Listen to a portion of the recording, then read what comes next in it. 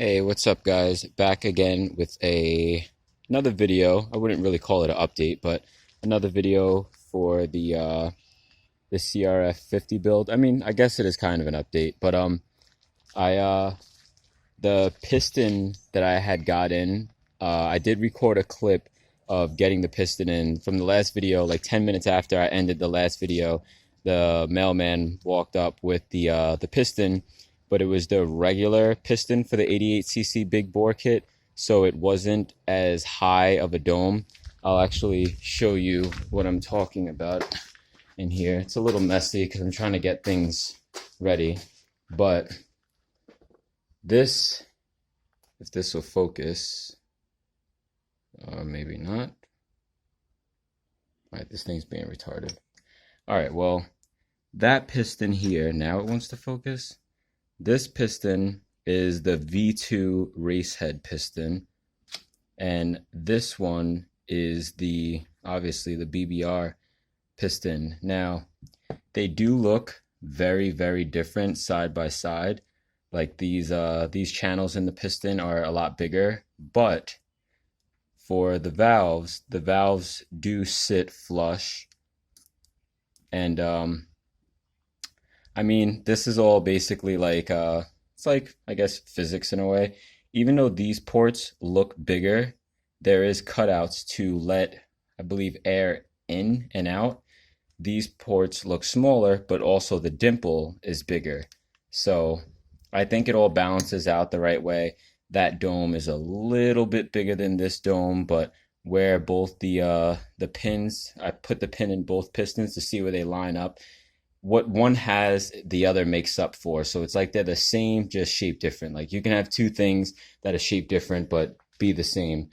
There's some little markings. I was welding something up, and but yeah, these are the Viton or Viton or Viton seals.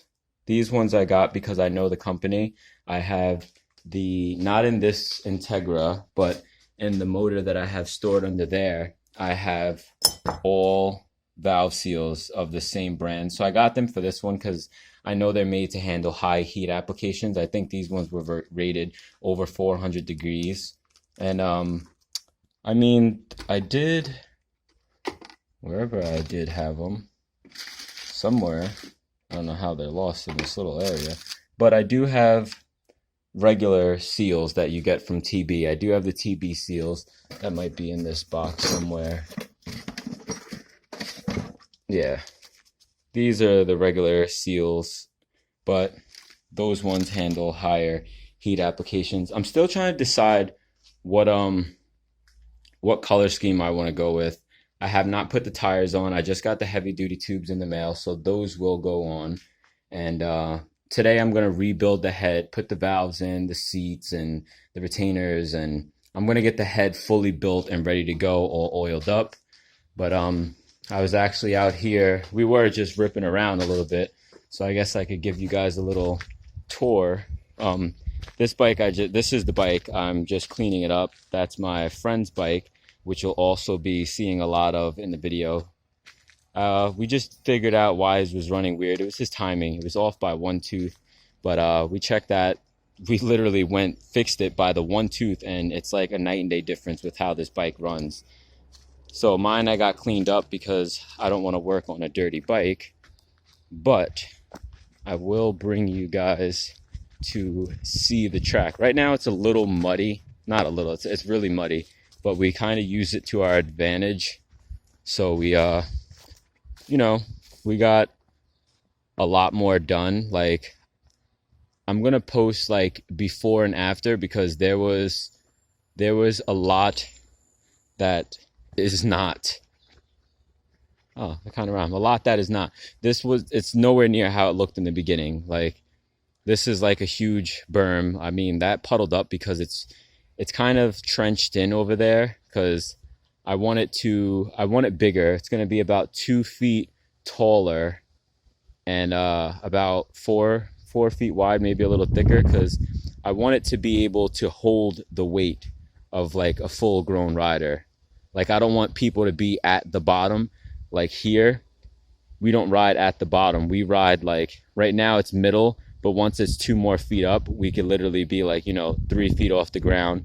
And this will all be trenched in deeper, because what I'm going for is transition. Like, as you can see over here, there's transition everywhere that I've been working on.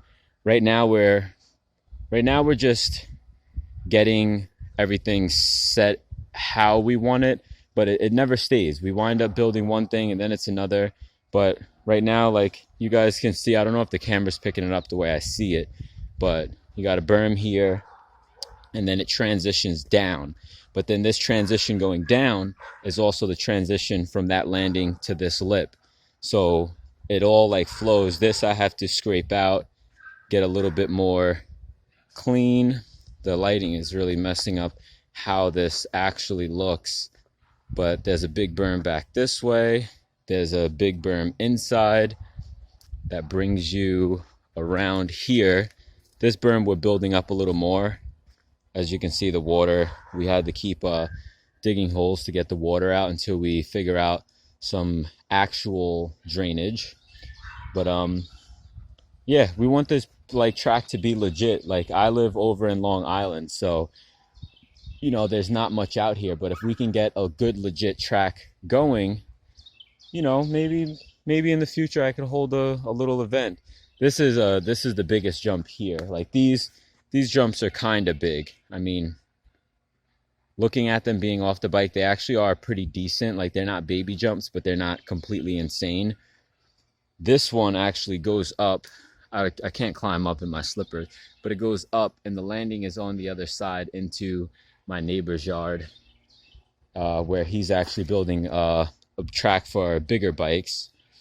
But yeah, this is all hand built with shovels, no fancy machinery, even though my friend keeps telling me, let's just rent the truck, and like a little Bobcat or something. And I'm like, no, we're going to do these by hand the traditional way, and they're going to be nice. But we're going to get that berm bigger, like a couple feet taller, and it's going to be trenched down, of course. That's going to trench into it.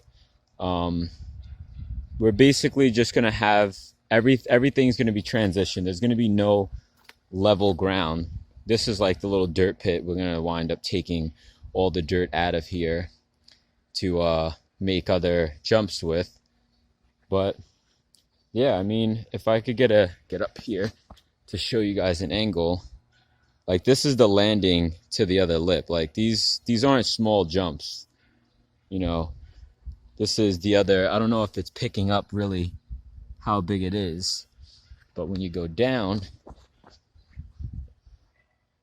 it's pretty hefty. My one friend thought we were taking this lip and landing all the way to the back over there as a huge double, and I was just like, no, but definitely not doing that. But that is a definite possibility for the future. Maybe get it a little more concaved here to shoot you over. That would be really nice. Get that stuff out of the way back there. But yeah, so I thought I'd give you guys a little show of the track. This is the last connection piece. Just a little bump over there because we come downhill from here. We're going to try to build a nice, I don't know, like a nice step down, I think would be the correct term, because it's downhill already. So you don't really have to build much of a lip. Inertia from coming down the hill is enough to, I hit that little bump on the 50 and I'm like halfway down. I land like back tire over here. So, you could imagine what would happen with the actual lip that's built.